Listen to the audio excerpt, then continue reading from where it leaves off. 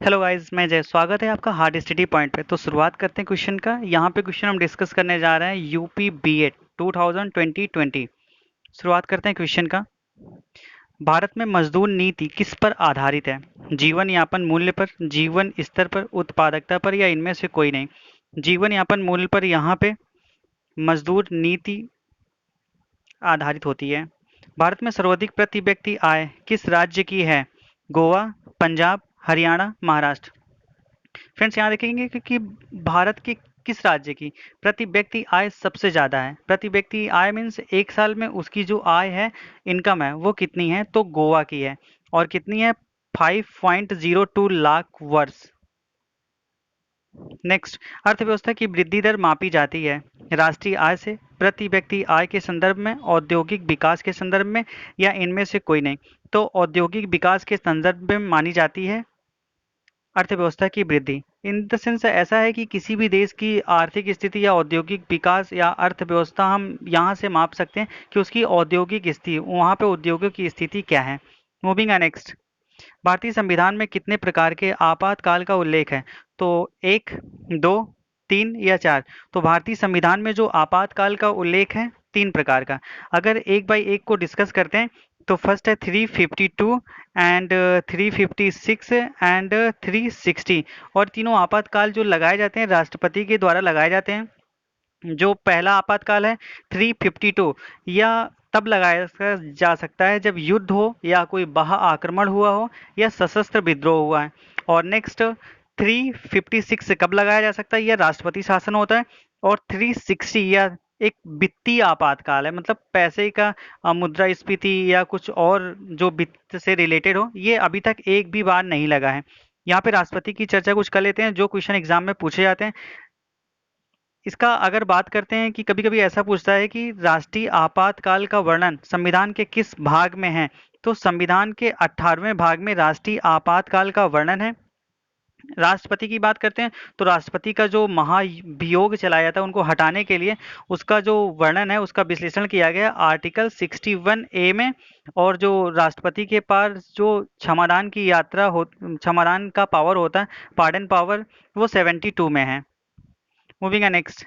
संविधान सभा का गठन किसकी सिफारिश से हुआ था? Cripps mission, cabinet mission, Bharat शासन अधिनियम 1935, या इनमें से कोई नहीं? तो क्रिप्स मिशन, कैबिनेट मिशन के द्वारा भारतीय सभा, संविधान सभा का गठन हुआ था। और यह, इसकी जो गठन हुआ था जुलाई 1946 में हुआ था। और संविधान बनाने में, ये क्वेश्चन बहुत ही इंपॉर्टेंट है कि जो कई बार एग्जाम में पूछे गए हैं, संविधान बनाने में कितने समय लगा? तो 2 साल 11 महीना 18 दिन का समय लगा।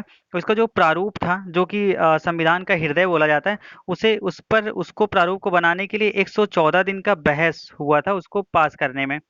Moving next.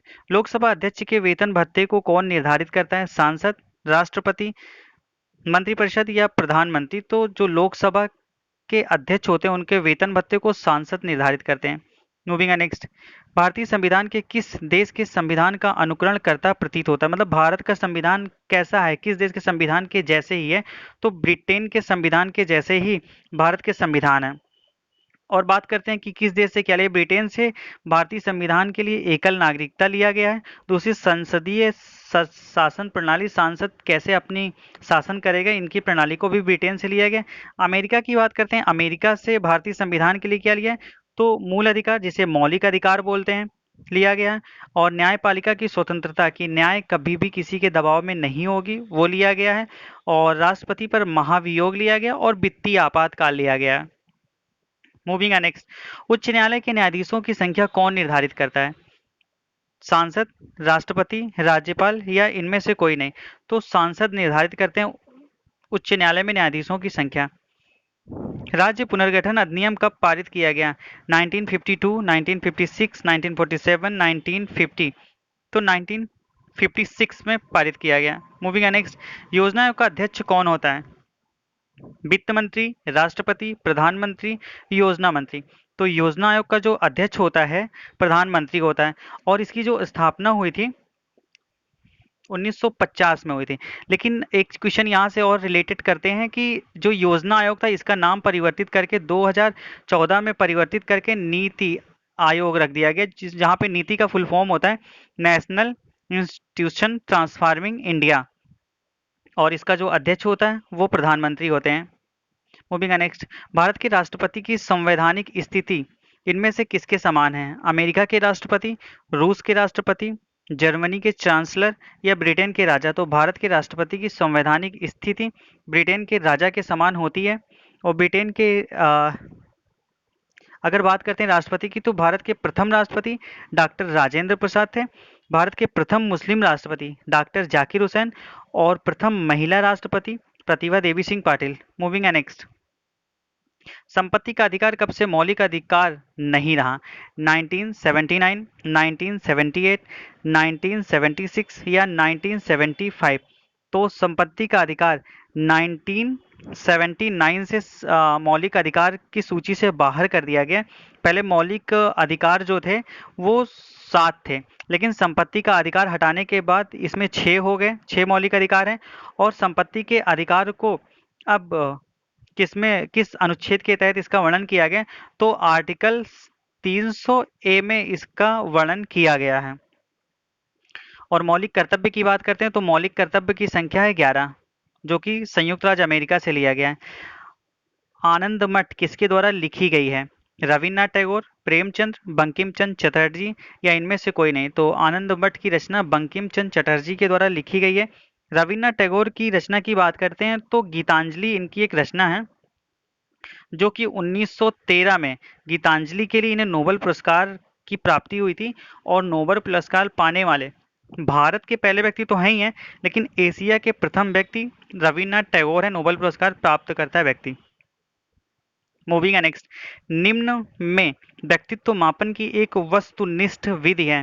निरीक्षण विधि, प्रश्नावली विधि, साक्षात्कार विधि या इनमें से कोई नहीं? तो प्रश्नावली विधि। मूविंग नेक्स्ट, द रिपब्लिक पुस्तक के लेखक कौन है? रूसो, प्लूटो, अरस्तु या इनमें से कोई नहीं? तो प्लेटो हैं इसके लेखक। और बात करते हैं प्लेटो के गुरु के, तो सुकरात, और अरस्तु के गुरु की बात करते हैं तो प्लेटो है। मतलब अरस्तु के गुरु प्लेटो और प्लेटो के गुरु सुकरात। ये भी क्वेश्चन कई बार एग्जाम में रिपीटेड है। मूविंग नेक्स्ट, पंचतंत्र नामक पुस्तक के लेखक कौन है? नो भूति, नारायण शर्मा, विष्णु गुप्ता या विष्णु शर्मा? तो पंचतंत्र नामक पुस्तक के लेखक विष्णु शर्मा हैं। मूविंग नेक्स्ट, कादम्बरी नामक पुस्तक के लेखक कौन है? कालिदास, बाणभट्ट, सुबंधु या इनमें से कोई नहीं? तो कादम्बरी नामक पुस्तक के लेखक हैं बाणभट्ट। और एक इनकी पुस्तक है जो कि बहुत ही ज्यादा चर्चा में होती है और बहुत ही ज्यादा एग्जाम में पूछी जाती है, हर्ष चरित्र। और अगर कालिदास की पुस्तक की बात करते हैं तो इनकी जो 3 पुस्तकें बहुत ही ज्यादा इंपॉर्टेंट है, जो कि एग्जाम पॉइंट ऑफ व्यू से मोस्ट इंपॉर्टेंट है और कई बार पूछी गए हैं। अभिज्ञान शकुंतलम, मेघदूतम, रघुवंशम। मूविंग नेक्स्ट, भक्ति आंदोलन का प्रवर्तक किसे माना जाता है? वल्लभाचार्य, शंकराचार्य, रामानुजन या इनमें से कोई नहीं? इसका आंसर जो हो जाएगा वल्लभाचार्य। मूविंग नेक्स्ट, बुद्ध की सबसे ऊंची मूर्ति कहाँ स्थित है? लोसान, जकार्ता, काबुल या इंडिया? तो यह काबुल में स्थित है और जिसकी ऊंचाई 153 मीटर है। मूविंग नेक्स्ट, घाना पक्षी अभ्यारण्य, घाना पक्षी अभ्यारण्य कहाँ स्थित है? उत्तर प्रदेश, मध्य प्रदेश, राजस्थान, उत्तराखंड? तो राजस्थान में स्थित है।